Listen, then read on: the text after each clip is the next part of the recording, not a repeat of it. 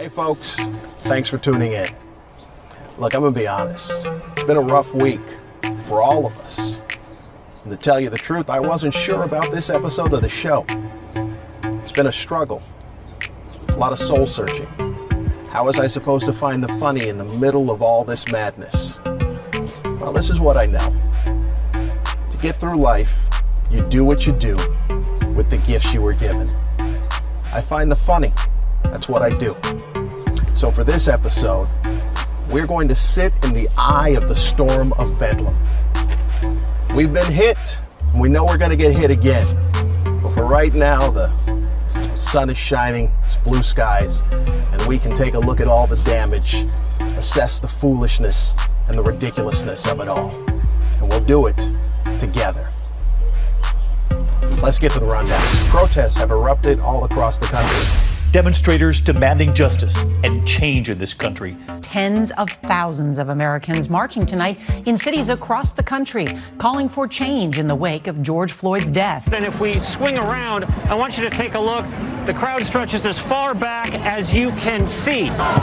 Violence. Oh my God. And widespread destruction into the early morning hours. Trust the process. SpaceX made a historical leap for the private sector of the space industry. With a thunderous rocket roar, America opened a new chapter in space history today. The first launch in 9 years and the first private company ever to launch NASA astronauts into space. Yeah, please take me with you.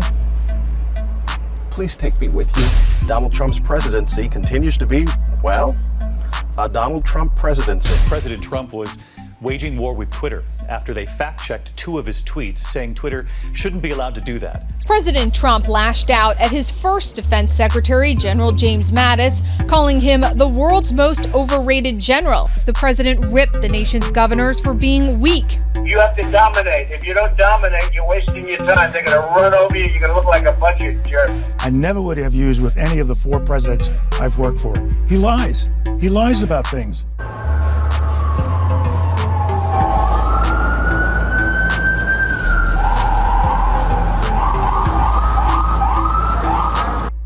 He's got time to fix this, right? There's plenty of time to turn this around, isn't there?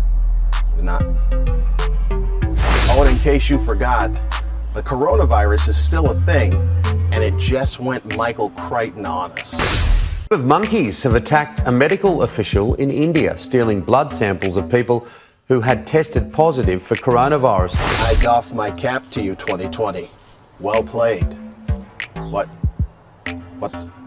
Well, 2020 has something else it would like to say. New warning this morning from the CDC. Watch out for hungry and aggressive rats. The agency says restaurant closures because of coronavirus lockdowns these past couple of months have left rodents with little food. So the CDC says environmental health and rodent control programs may see an increase in service requests amid reports of unusual or aggressive rodent behavior. Of course. Businesses are slowly beginning to open across the country. And for one industry, it's not a minute too soon. OBGYN specialist in Burnsville is providing a unique drive-through service for expectant mother. So many questions. What about the stirrups? And with the pandemic wiping out commencement ceremonies across the country, necessity truly is the mother of invention. Times call for unique measures that any challenge can be overcome. So this is another challenge that we're going to overcome. We wish we all had that graduation. I'll be discussing all that and more because this is the now normal.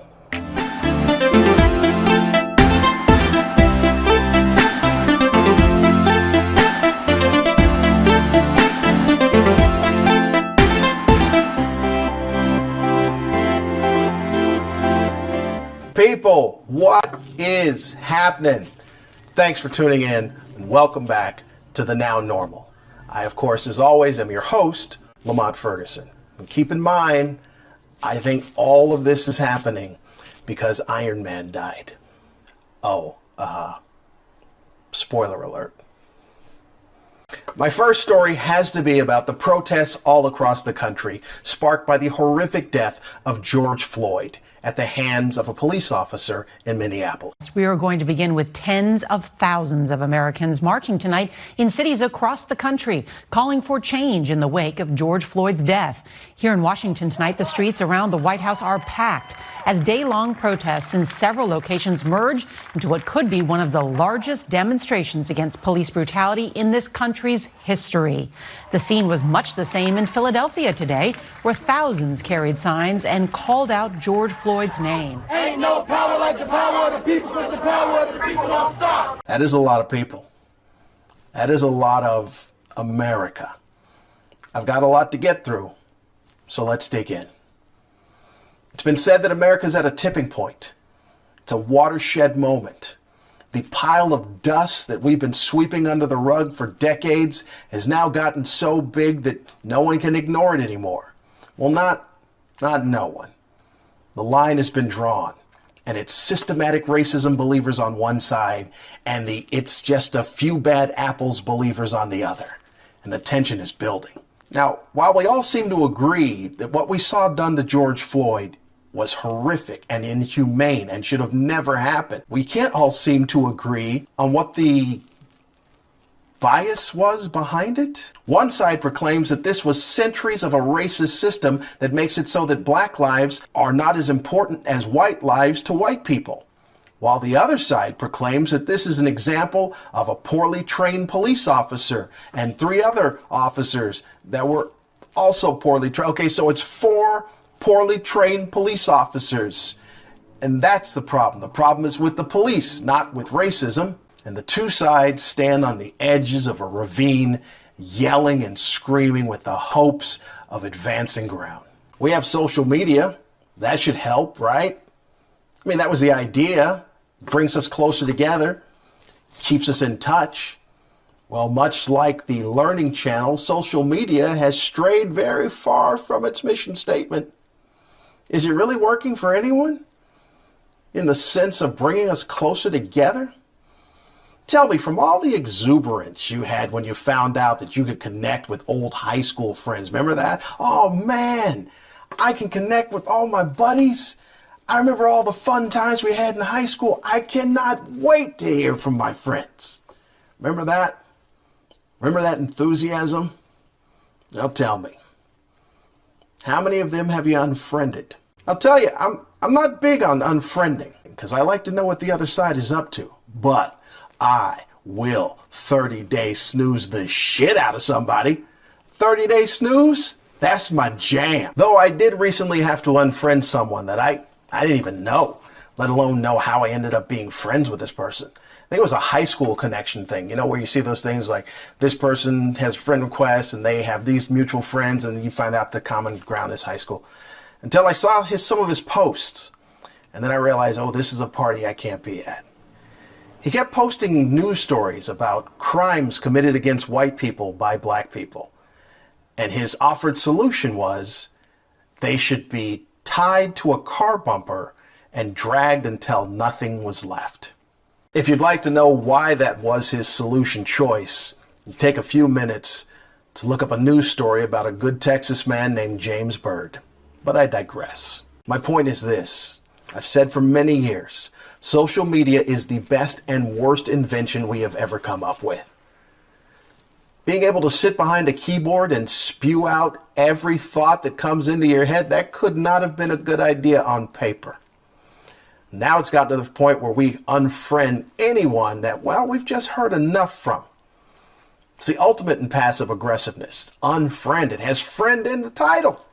Doesn't sound as bad. I'm going to unfriend you. As if to say, just so you know, you were a friend, and now not. What this results in is we only associate with like-minded people. Is that really a bad thing? Isn't it in our DNA for us to be somewhat tribal? Now, while you may have gone in with the idea that I'm going to open minds and change hearts and bring them on over to my side, tell me, how's that going for you? From what I can tell, both sides are 100% convinced that they're right. They just go about it in different ways. The conservative side loves using memes as facts. Oh my God, they can't get enough. They love it, even if everything in it is atrociously misspelled. They're like, here's a meme, deal with those facts. They're in a picture, boom, in your face. The liberal side goes in with straight passion and moral indignation. They're outraged and offended for everyone, even if those people don't exist. No one listens, everyone's angry, and then you start with the unfriending. The weird thing about this is both sides take that as a victory. The one that unfriends the person returns to the tribe to say, I couldn't take so-and-so anymore. I had to unfriend them. And the tribe congratulates them. That's what happens when they get hit with facts they can't take it. The liberals claim they want to be all-inclusive until you disagree with them. Snowflakes. Look, maybe we should only be preaching to the choir, because that seems to be the only way that we get along. It was very difficult for me to write this because I was trying to balance between preaching to the choir and trying to get people that don't agree to understand. Then I thought, why? Everyone is pretty entrenched and dug in. There's no more reasoning, listening, or debating. It's I'm right and you're wrong, and if you don't agree, then F you, unfriend. What society is missing is the most basic ingredient, the most elemental requirement for understanding, learning, and compassion. And that is to come into a discussion with the thought that as passionate as you are about a subject, and as righteous as you may feel, and as much to your very core that you know that you're right, the only way that people can be open to listening is for you to have a knowledge that in spite of all your feeling, that you could be wrong. That with a well-presented argument, you could possibly see things in a different way. That you could have that, I never thought of it that way moment. But we won't. For some reason, we're not capable of that. Again, I blame social media. You can find everything and anything to back up whatever your stand is on an issue. It's right there in zeros and ones. I don't know why you can't see it. Let's take the apparently controversial Black Lives Matter movement. People started saying Black Lives Matter. And the response was all lives matter. Somehow the narrative changed from 3 words. It came out as Black Lives Matter, but when it went into some people's ears, it turned into only Black Lives Matter. I've seen so many people very cleverly and poignantly try to explain that it doesn't mean that. The metaphors have been wonderful. The one with the cancer, how it's, if we say breast cancer awareness, nobody counters with all cancer awareness. The house on fire. And what about my house? No, we're dealing with the house on fire. Yeah, I've seen them all. They've all been very well done. And it's gotten absolutely nowhere. The reason is people aren't as dumb as they like to portray themselves at times. Anyone that replies to Black Lives Matter with all lives matter isn't because they don't understand the implied meaning of the 3 words. It's because they don't want to. It doesn't mean anything to them. They heard the word black, and now they're under attack. Because the country was founded upon a divide between black and white. So when an all lives matter person hears the word black, they panic and they go back to those points of the divide. They got to pick a side. Got to respond. You can't say white lives matter because, well, that's obvious. So then all lives matter springs up. Ooh, that's good. All lives matter. It's inclusive. It's embracing. It's America. Well, just as words were added to the proclaiming of Black Lives Matter, it's only fair that some words be added to the retort of all lives matter. So like when you say all lives matter, it goes into my ears and I hear all lives should matter in theory. All those words, I hear all that. Come to think of it, all lives matter was the very first OK Boomer. Both are sassy quips that have no second level to them. It's like being on the lot of Universal Studios and seeing the front of a building that looks real. And then you go around to look at the other side and you realize that that's all there was to it. Just a front. I have a theory that the word black is the trigger. We were colored then Negro. But in the 60s, something happened. We went to being black and fully embracing our blackness. James Brown was singing, "Say it loud, I'm black and I'm proud." We had slogans, "Black is beautiful." We were empowering our blackness because for centuries we were told we were less than. Then we became African American. It's a little more palatable. Heck, it has American in the title. Doesn't sound like as much of a civil uprise. You notice how they don't have an issue with the NAACP? Because it doesn't have the word black in it. It's the National Association for the Advancement of Colored People. Colored. The good old days. Now, if it was the NAABP, National Association for the Advancement of Black People, oh, they'd be fighting tooth and nail to get it changed to the NAAAP. My favorite argument on the side of being against the belief of systemic racism is the media. Boy, I sure do love me, and it's the media accusation.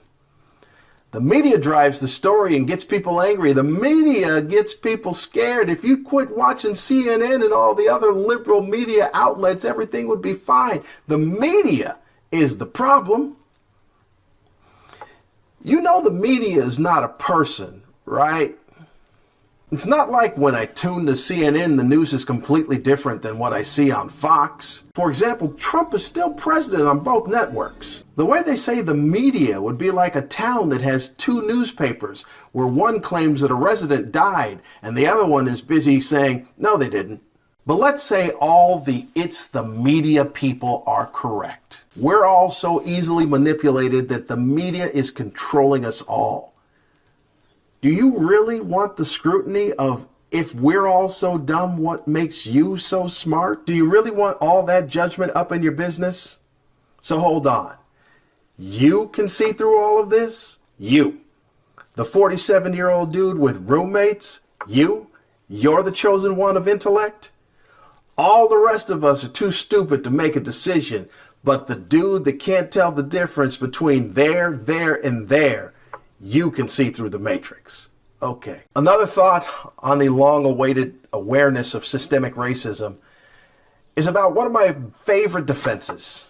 It's the little-known, but needs so much attention, plight of the poor white man victim of racism. The whole "black people can be racist too" argument. How about that? The old switcheroo. People need to be more aware of the victimization of the white man based solely on the lack of color of his skin. It's the history that they refuse to teach us in school. Oh, they're out there, and they need to be stood up for. Matter of fact, we need Sarah McLachlan music underneath each one of their posts. I've seen them all. From the guy that is upset because black people make fun of the way white people dance, to the guy that got beat up when he was a kid by a bunch of African Americans. Where's their march for the atrocities that have been perpetrated against them? Well, I'm going to go ahead and give you the methods that I've learned when we spoke about it. Are you sure it was racism? Because I've seen white people on Soul Train. So we got to know they can dance. It's probably just an isolated incident. And for the guy that got beat up when he was a kid, those were criminals. It wouldn't matter what color they were. That's a criminal problem. It's just a few bad apples. There is one more rebuttal that's used, and that's the symbol of Old Glory, the flag. Recently on Blackout Tuesday, supporters of the protest posted a picture of a solid black square on their social media pages. The response to that, the visual "all lives matter," as it were, was to post a picture of the American flag. See, that's the move. You hijack the narrative and turn it into something else. Taking the protest of police brutality and turning it into a disrespecting the flag issue. Look, I know America has this romantic image of people coming together and living in harmony and all that truth, justice, and the American way that the flowing flag represents. So there's no reason to listen to the griping of one group of people that just love to complain. This is America. Well, if you're going to embrace the whole America thing, then you need to embrace all of America. Not just what America means to you, but what it means to every American. See, this is America. And this is also America. America again, and also America. This is America, and this is also America. Finally, if you still want to think that this is all old news and overblown by the media, maybe you can think about this. I'm a 55-year-old man, born in 1965, and that makes me the first generation of African Americans born into this country with full civil rights. The first. Me. Not my parents, not my grandparents. Me. And think about how hard people had to fight for that.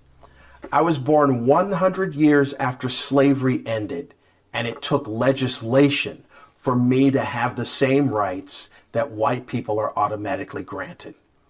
So for all of you that say this is ancient history, you must have missed the point about me being 55 and being the first. Look, I don't know how all this is going to turn out, but I certainly hope it will lead to discussion that leads to true equality in this country. And I also hope that when we're able to, that we go outside, that we get off social media and interact with one another in a respectful, appreciative manner. I mean, I truly hope for that. But then again, there's always a chance. I could be wrong. Thanks for tuning in. I greatly appreciate all the support for the show. Full episodes of the show can be seen at YouTube. You can catch daily clips on all social media platforms that I'm on. If you're inclined to, you can donate via PayPal or Square Cash. You can also email me at thenownormal@lamontferguson.com. Like, share, subscribe, unfriend. I don't care. I don't. You can do all the unfriending you want to. Till next time. Lamont Ferguson, this is The Now Normal.